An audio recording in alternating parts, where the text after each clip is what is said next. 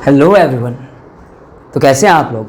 I hope सारे अपने अपने एग्ज़ाम्स पॉइंट ऑफ व्यू के लिए अच्छे से वेल सेटल्ड और प्रिपेयर्ड हो चुके होंगे।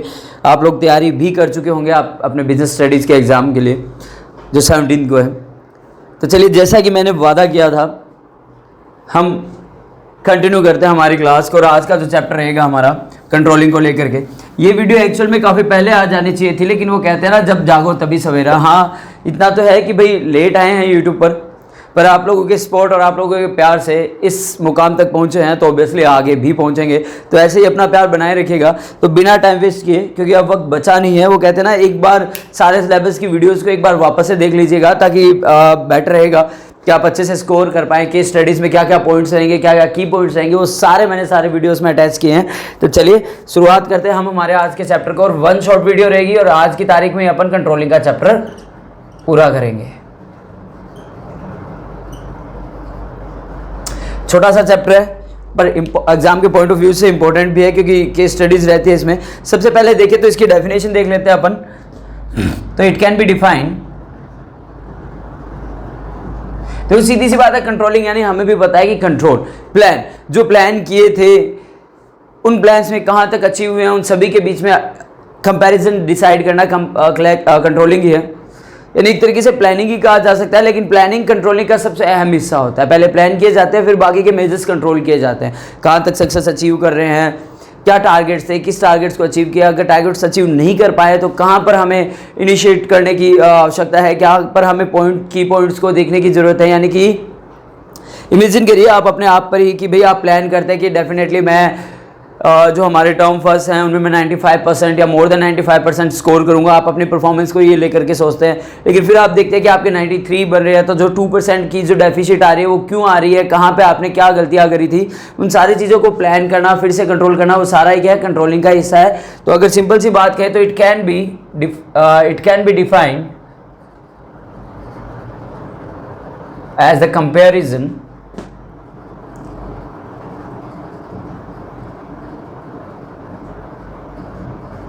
between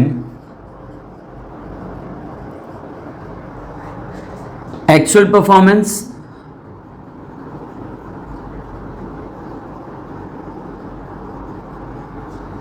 and planned performance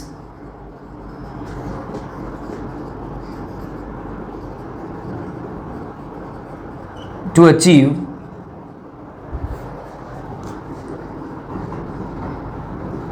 the goals of a firm। यानी एक फर्म में जो जो हमने अचीवमेंट्स को प्लान किया था, जिन अचीवमेंट्स को लेकर के हमने टारगेट्स बनाए थे, हमने एम्स डिसाइड किए थे, उस टारगेट्स को, उन अचीवमेंट्स को हमने किस हद तक सक्सीड किया है, अचीव किया है, उन सभी का कंपैरिजन क्या माना जाता है, कंट्रोलिंग माना जाता है। यानी सीधी सी बात कहें तो एक पॉइंट में यहाँ लिख लेता हूँ, इट लीड्स टू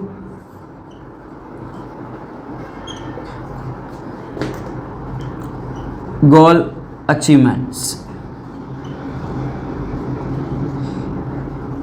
यानी कि इसी की मदद से, जो कंपैरिजन की मदद से ही हम क्या कर सकते हैं, हमारे गोल्स को, हमारे अचीवमेंट्स को टारगेट कर सकते हैं, उनको अचीव कर सकते हैं। हम टारगेट्स को, जो गोल्स हमने डिसाइड किए थे, प्लान किए थे, उनको अचीव किया जा सकता है। तो एक चीज़ और देखिएगा, without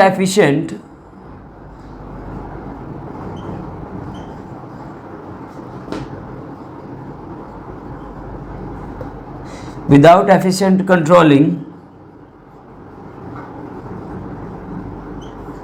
it's impossible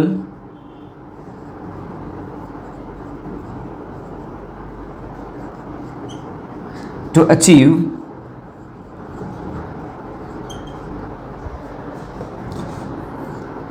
the goals of achievement।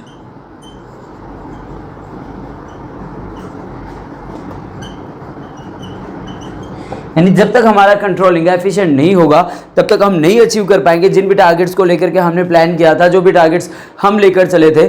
ठीक है, तो ये जो थी बेसिक डेफिनेशन थी, क्योंकि ऑब्वियसली डिस्क्रिप्टिव पेपर है हमारा, तो हमारी डेफिनेशंस और केस स्टडीज ही रहेगी मैक्सिमम क्राइटेरिया में। तो फटाक से नोट करिए, फिर आगे बढ़ते हैं अपन। तब तक मैं पानी पी लेता हूँ।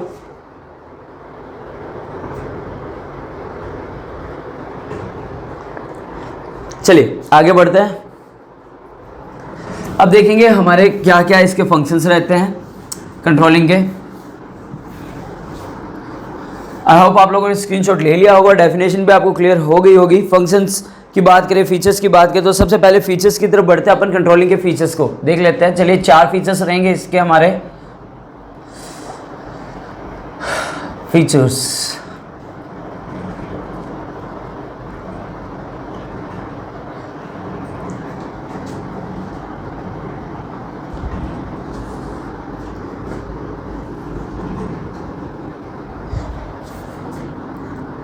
देखो जब डिस्क्रिप्टिव पेपर आता है ना, तो ऑब्वियसली क्या रहता है कि जो भी हमारे डायग्राम्स होते हैं, जिस भी हिसाब से अपन स्ट्रक्चर बनाते हैं हमारे आंसर्स में, तो सबसे ज़्यादा इंप्रेशन डालते हैं हमारे एग्जामिनर पर कि हम किस तरीके से अपन हमने डिस्क्राइब किया हमारे आंसर को। तो सबसे पहला पॉइंट जो रहेगा हमारा रहेगा गोल ओरिएंटेड।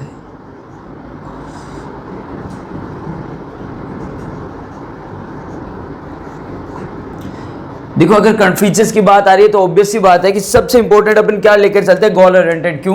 क्योंकि कंट्रोलिंग है क्या, गोल ओरिएंटेड ये है कि किस तरीके से हमें हमारे गोल्स को अचीव करना है, क्या हमारी प्लानिंग्स होनी चाहिए, और किस तरीके से हमें टारगेट्स को अचीव करना है, क्या हम हमारी लिमिट सेट कर सकते हैं, वो सारी चीज़ों को लेकर के। नेक्स्ट पॉइंट देखें तो ऑल पर्सीव्स।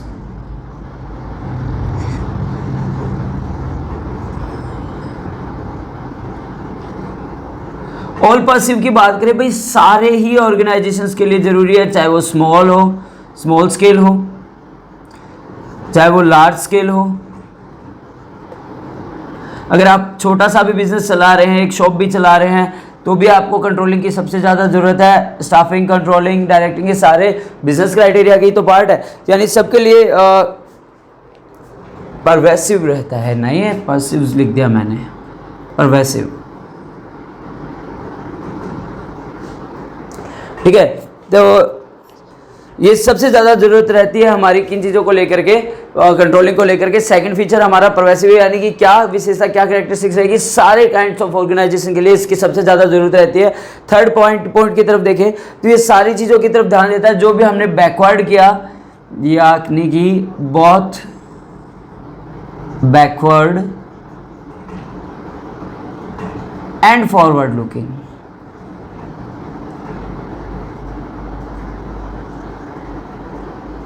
क्या हम पीछे करके आए हैं, ऑब्वियसली किस टारगेट्स को अपन ने देखा था, क्या हमने प्लान किया था और कहाँ तक हमने उनको अचीव किया, और अगर हमें कमी है, अगर हम उनको सक्सेसफुली अचीव नहीं कर पाए तो क्या हमारी स्ट्रेटेजीज रहेगी फ्यूचर को लेकर के। तो फीचर्स की सबसे बड़ी बात ये भी होगी कि ये बहुत बैकवर्ड एंड फॉरवर्ड लुकिंग है। पीछे हमने जो प्लान किए थे किस हद तक हम अचीव कर पाए, और अगर नहीं कर पाए तो फ्यूचर स्ट्रेटेजीज क्या रहेगी। अगर अपन अचीव कर पा रहे हैं तो ऑब्वियसली किस लेवल तक हमने अचीव किया, कितना प्रॉफिट हमने कमाया है, और किस अगर लॉस की तरफ बढ़ रहे हैं तो क्या रीजंस रहे हैं लॉसेस को लेकर के। नेक्स्ट आता है हमारा कॉन्टिन्यूस। देखो कॉन्टिन्यूस तो है ही, जब तक बिजनेस चलेगा तब तक आपको कंट्रोलिंग करनी पड़ेगी, जब तक आपके टारगेट्स रहेंगे, जब तक आप काम कर रहे हैं बिजनेस को लेकर के मार्केट में, तो ऑब्वियसली आपको कंट्रोलिंग का भी यानी कि कायदा रखना पड़ेगा कि आप फ्यूचर में कितना लंबे समय तक अपने बिजनेस को चलाना चाहते हैं। अगर आप यही चीज़ें कैरी ऑन करना चाहते हैं तो ऑब्वियसली आपको क्या करना पड़ेगा, कंट्रोलिंग सबसे इंपॉर्टेंट रोल प्ले करती है, यानी आपको सबसे ज़्यादा इस पर ध्यान देना पड़ेगा कि क्या हमने अचीव किया, किस हद तक क्या क्या प्लान्स थे, क्या सही मायने में उतना एफिशिएंटली हमने अचीव किया है, क्या उतना एफिशिएंटली हमने हमारे टारगेट्स को पूरा किया है। आइए फटाक से नोट कर लीजिए, इसके बाद आगे अपन बढ़ेंगे हम हमारे इंपॉर्टेंस ऑफ कंट्रोलिंग की, क्या क्या जरूरत रहती है कंट्रोलिंग को लेकर के, उसको अलग अलग पॉइंट्स ऑफ व्यूज़ में ही देखेंगे। ज़्यादा बड़ा चैप्टर नहीं है, छोटा सा ही चैप्टर है, ठीक है। तो आई होप आपने स्क्रीनशॉट ले लिया होगा।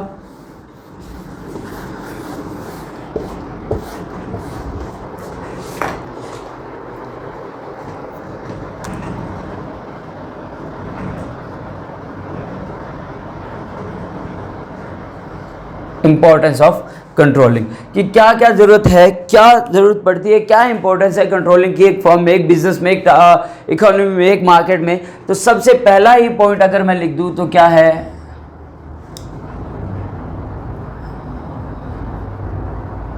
इंपॉर्टेंट फॉर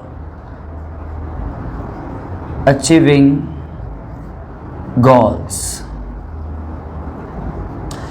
क्योंकि जब तक गोल सेट नहीं करेंगे, जब तक हम गोल्स ऑफ ऑर्गेनाइजेशन लिख देता हूं ना, ऑफ एनी ऑर्गेनाइजेशन,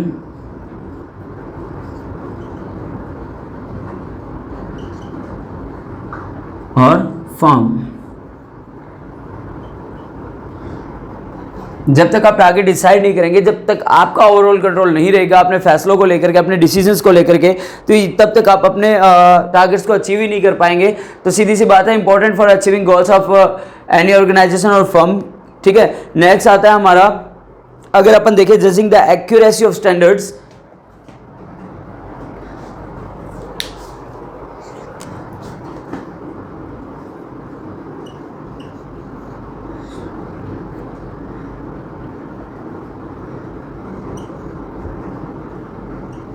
आज पता नहीं क्यों मैं राइटिंग एरर कर रहा हूँ, सुबह से यही चीज़ें चल रही है मेरे साथ। जजिंग एक्यूरेसी स्टैंडर्ड, अगर कहीं पर भी कोई राइटिंग एरर है तो प्लीज़ उसे रेक्टिफाई कर लीजिएगा। एक्यूरेसी स्टैंडर्ड्स,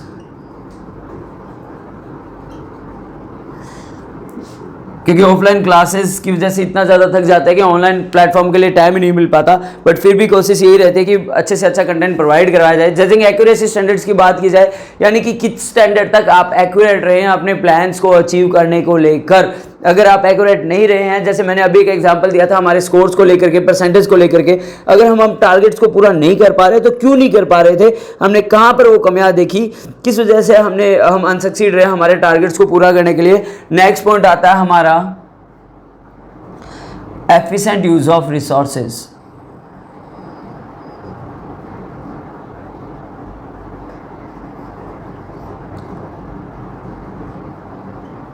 यानी हमारे पास मैन पावर कितना है, ह्यूमन कैपिटल रिसोर्सेज कितना है, अगर है हमारे पास सफिशिएंट फंड तो हम उनको कहाँ तक यूटिलाइज कर रहे हैं उन सारी चीज़ों को। अगर नहीं कर पा रहे तो ऑब्वियसली हमारे ह्यूमन कैपिटल रिसोर्सेज में कहीं ना कोई डेफिसिट्स है, कोई कमियां हमें नज़र आ रही है। तो ऑब्वियसली आपको किससे पता करेंगे, आप उनको हम पता करेंगे कंट्रोलिंग प्रोसेस से। ठीक है, तो एफिशिएंट यूज ऑफ रिसोर्सेज, जब तक आप रिसोर्सेज को सही तरीके से यूज़ नहीं करेंगे तब तक आपकी कंट्रोलिंग कभी भी सफिशिएंट या फिर सक्सेसफुल नहीं हो सकती। नेक्स्ट अगर देखें तो हमारा आता है इम्प्रूविंग एम्प्लॉयज मोटिवेशन। देखो, एक जब लीडर होता है ना, अगर वो टाइम टू टाइम सही मोटिवेशंस देता रहे अपनी टीम को, अपने प्रोग्राम्स को या अपनी मेंबर्स को, तो ऑब्वियसली वो जो टीम रहती है वो एक एफिशिएंटली अचीव करती है उन टारगेट्स को सक्सेसफुली। क्योंकि इसीलिए हमारा क्या होता है कि जो लीडर होता है वो मेन कंट्रोलर होता है। तो अगर वो अच्छे से कंट्रोल कर रहा है, टीम को गाइड कर रहा है, लीड कर रहा है, तो ऑब्वियसली आप इजीली अपने टारगेट्स को अचीव कर पाएंगे। नेक्स्ट देखें तो अपन फैसिलिटेट कोऑर्डिनेशन इन एक्शन। चलिए यहाँ लिख लेते हैं, अपन थोड़ा यहाँ यूटिलाइज कर लेते हैं ताकि हमारे पास स्पेस बच जाएगा। Facilitates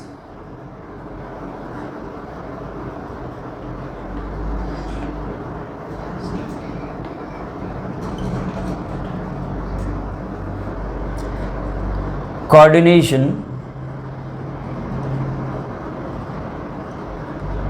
in action।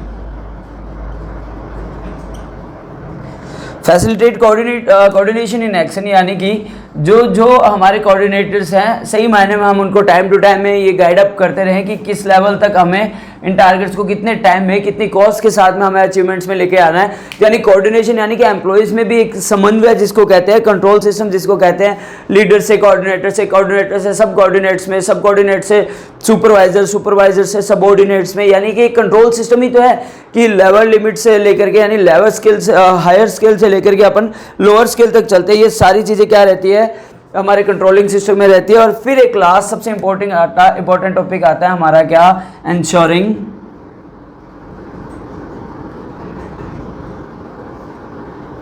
कंट्रोल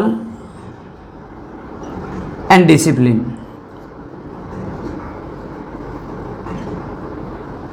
देखो, जब तक कंट्रोल सिस्टम अच्छा नहीं होगा लीडर का, तब तक डिसिप्लिन बना पाना किसी भी फर्म में इट्स इम्पॉसिबल और इट्स ए टफ वर्क। तो ऑब्वियसली ये भी सबसे बड़ी जरूरत रहती है कि एक अच्छे कंट्रोल की, जब तक आपका कंट्रोल सिस्टम आप बेस्ट नहीं बनाएंगे तब तक आप कोऑर्डिनेट नहीं कर पाओगे अपने टीम मेंबर्स के साथ में, अपनी टीम के साथ में।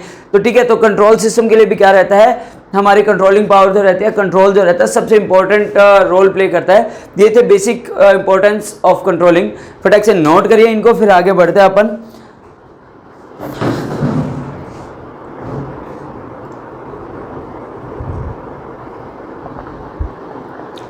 आई होप आपने स्क्रीनशॉट ले लिया होगा, मैं भी पानी पी चुका हूँ। फिर आज चलिए आगे बढ़ते हैं अपन। अब देखेंगे हम हमारे प्रोसेस ऑफ कंट्रोलिंग, यानी स्टेप्स जो है हमारे, छोटा सा चैप्टर है, काफ़ी छोटा सा चैप्टर है, इसीलिए मैंने सोचा था कि इसको लास्ट में करेंगे क्योंकि वन शॉट वीडियो बन पाती है इसकी। और चलिए, एक क्लास का ही टॉपिक है ऑब्वियसली। अगर ऑफलाइन क्लास की बात की जाए तो मैक्सिमम 30 to 40 मिनट्स ही लगते हैं। तो यहाँ तो वो कहते हैं ना यार, it's quite tough task to talk with the camera से बात करके पढ़ाना, जब क्लास में कोई नहीं हो, खाली आप सिर्फ ट्राइपॉड की तरफ देख रहे हो, कैमरा की तरफ देख रहे हो, लेंसेज आपको घूर रहे हो, तो ये चीज़ें ना थोड़ा सा टफ टास्क हो जाता है। पर चलिए करते हैं कंटिन्यू।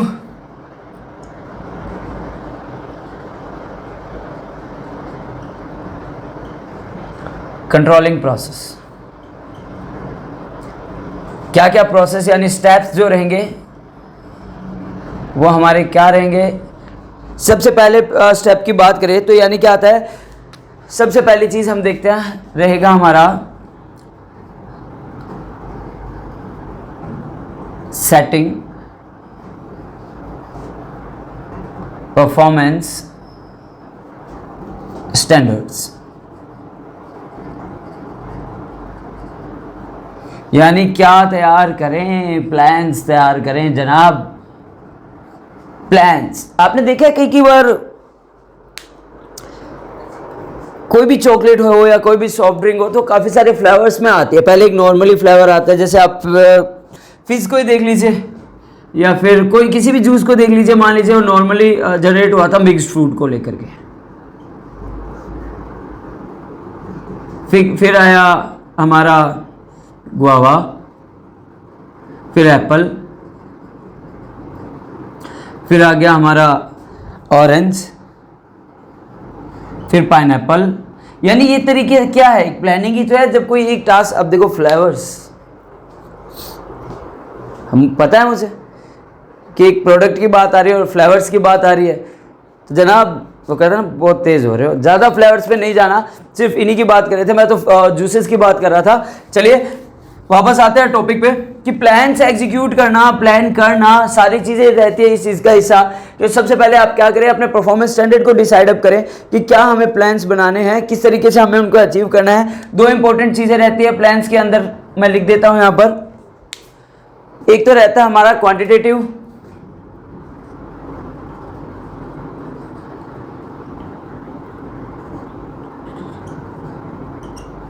और एक रहता है हमारा क्वालिटेटिव।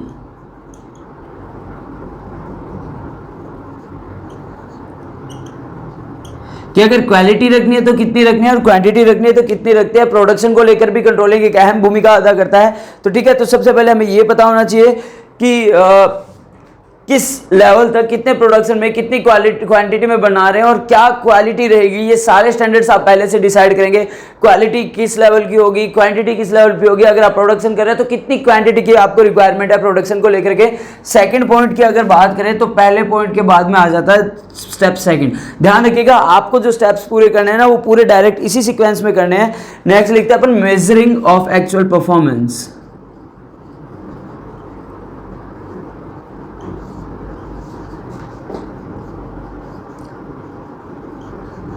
एक्चुअल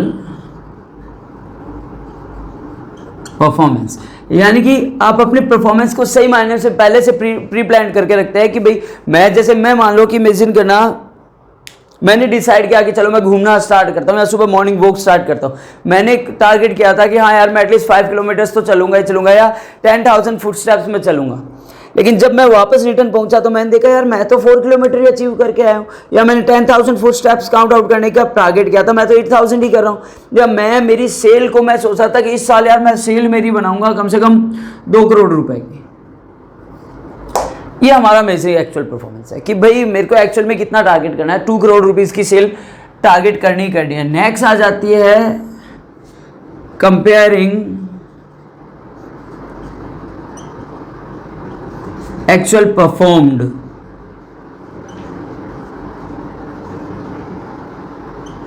कि जो प्लान किए थे उनको अचीव कहां तक किया है। सोचा था कि 200 करोड़ की सेल करूंगा, पर सेल यहाँ हुई है सिर्फ और सिर्फ कितनी, 1.75 करोड़। तो जनाब ये तो नुकसान हो रहा है यार। अगर नहीं कर पाए तो क्यों नहीं कर पाए, क्या रीज़न था? हमारा एनालाइजिंग डेविएशंस जो रहता है, हमारा नेक्स्ट पॉइंट रहता है इसका कि जो हम लोगों ने मेजर किया था, जो पहले से एक्चुअल परफॉर्म करने के टारगेट्स प्लान किए थे, उनको कहाँ तक अचीव किया है, और अगर फुली अचीव या सक्सेसफुली अचीव नहीं कर पाए तो क्यों नहीं कर पाए। यानी कि स्टेप 4 की बात करें तो हमारा आता है analysing deviation process. Analysing deviation process यानी कि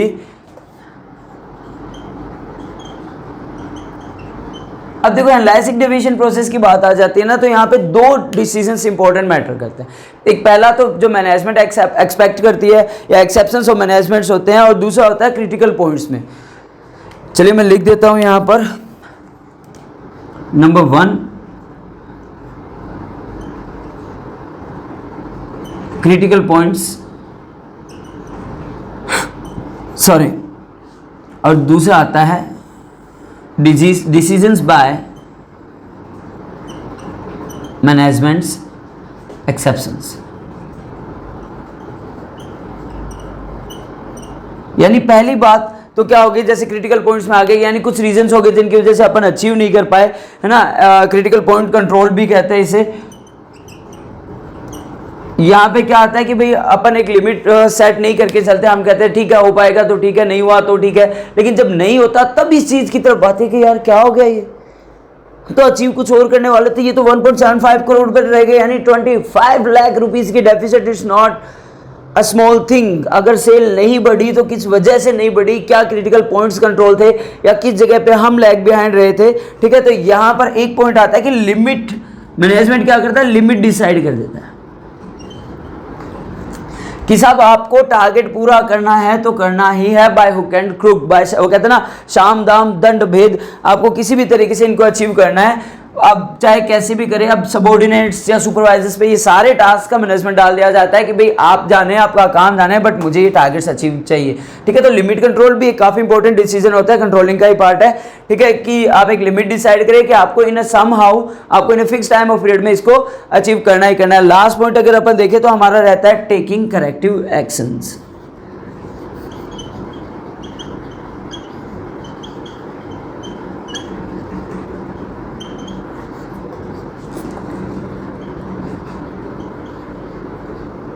taking corrective actions. Corrective actions यानी कि जो कमियां यहां पर रही उनके लिए सही फैसला लिया जाए, उनके लिए अपन हम क्या करेंगे, यानी अपन हम क्या करेंगे, कुछ ऐसी स्ट्रेटेजीज तैयार करेंगे इन फ्यूचर अगर हमें ये काम करना पड़े तो ऑब्वियसली हम हमारे टारगेट्स को, हम हमारे अचीवमेंट्स को, हम हमारे एम्स को अच्छे से अचीव कर सकें।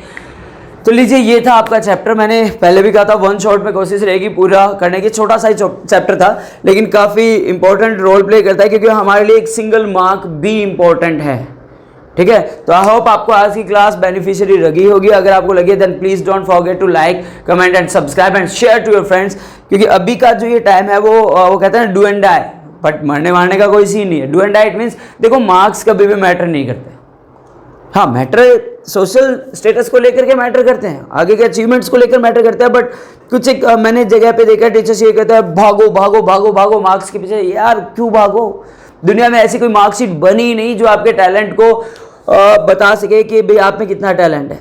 हाँ एक क्राइटेरिया लोगों के मन में, एक ह्यूमन साइकोलॉजी सेट हो गई है कि ठीक है मार्क्स अच्छा है तो अच्छा पढ़ रहा है, लेकिन जबकि आपको मैं एपीजे अब्दुल कलाम को एक अच्छी बात कह देता हूँ, उनके एक कोट के बारे में, एक थॉट के बारे में बताता हूँ कि इस देश का, इस दुनिया का अगर फ्यूचर कहीं डिपेंड करता है तो बैक बेंचर्स में डिपेंड करता है।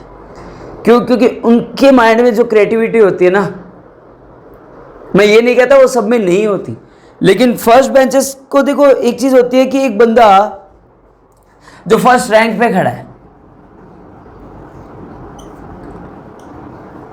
उसको क्या करना है, उसको अपनी रैंक मेंटेन करके रखनी है, लेकिन वो ग्रो नहीं करेगा। और एक बंदा जो 50th रैंक पे बैठा है साहब, वो यहां से लेके यहां पहुंचेगा तो सोचो कितना ग्रो करेगा। जो बैक बेंचर है, जो ये सब में स्ट्रेटेजी है, सब में कैपेबिलिटी है, एफिशिएंसी है कि वो अचीव कर सकते हैं। कहते हैं ना मन के हारे हार है तो मन के जीते जीत, तो फिर हार क्यों मानी, जीत सकते हैं अपन कभी भी। अपन यहाँ से लेकर के यहाँ पहुँचने में ज़्यादा वक्त नहीं लगता। ठीक है। तो जो बैक बेंचर्स होते हैं वो बहुत जल्दी ग्रो करते हैं अगर वो ठान ले तो, क्योंकि उनके माइंड की जो क्रिएटिविटी होती है ना वो इनमें नहीं होती। उनको पता है बंक कैसे मारना है, उनको पता है टीचर को कैसे मूर्ख बनाना है, उनको पता होता है क्या डिफरेंट काइंड्स ऑफ बहाने, उनको एक्सक्यूजेस उनको निकालने हैं। लेकिन टॉपर्स को हमेशा ये रहता है ठीक है अपनी रैंक मेंटेन करके रखे। वो अगर फर्स्ट से सेकंड पे आ जाएगा ना तो स्ट्रेस में चला जाएगा, यार मेरी फर्स्ट रैंक थी मैं सेकंड कैसे आ गया, ये क्यों हो रहा है मेरे साथ। मतलब बहुत से लोगों को मैंने देखा है। मेरी ऑफलाइन क्लास में भी एक स्टूडेंट आती है, मैं नेम तो नहीं लिखूंगा ऑब्वियसली, वो उसको जब भी पूछो ना कि यार पेपर कैसे हुआ बेटा, तो कहते सर मेरे को तो कुछ आता ही नहीं था, मेरे को कुछ आता ही नहीं है। एक्चुअल में she is the back bencher but she scored in her last exam session more than 95%। तो कहते सर इकोनॉमिक्स की क्लास आती है मैं सोती रहती हूँ, या अकाउंट्स की क्लास आती है तो मैं खाती रहती हूँ। तो ये सारा क्राइटेरिया नहीं है कि आपकी मार्कशीट कभी भी आपके टैलेंट को नहीं बताएगी। मैटर करता है आपने एफर्ट्स कितने लगाए, मैटर करता है आपने कितनी मेहनत की, आपने अपना 100% दिया। आप खुद को देखिए कि क्या मैं मेरा 100% दे पा रहा हूँ। अगर आप अपना 100% दे पा रहे हैं तो डेफिनेटली दुनिया में कोई भी ऐसी ताकत नहीं है जो आपको हरा सके, because you are the best warrior of your life. So thanks a lot, keep supporting, जितना प्यार पहले देते आए हैं आई होप आई विश कि आगे भी मिलता रहेगा, सपोर्ट मिलता रहेगा। सो thanks a lot, best of luck for your exam, keep concentrating on your studies, stay safe, stay healthy. Thank you guys.